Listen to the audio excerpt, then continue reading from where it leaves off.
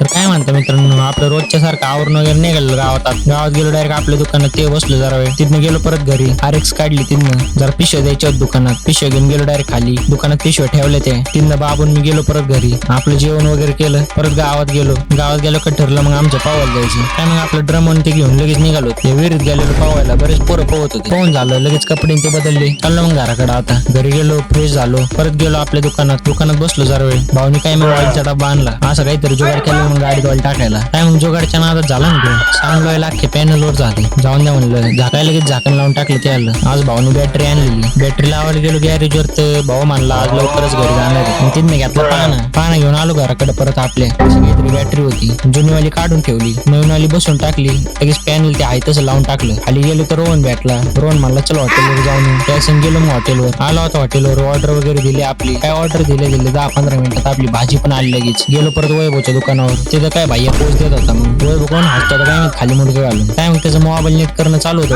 वाचले. तुम्ही गेलो आपल्या घरी, आपले कपडे वगैरे चेंज केले. आज तर काय पोरं नव्हते, लवकरच झोपावं म्हणलं. चला भेटू आता पुढच्या ब्लॉग मध्ये. Bye bye.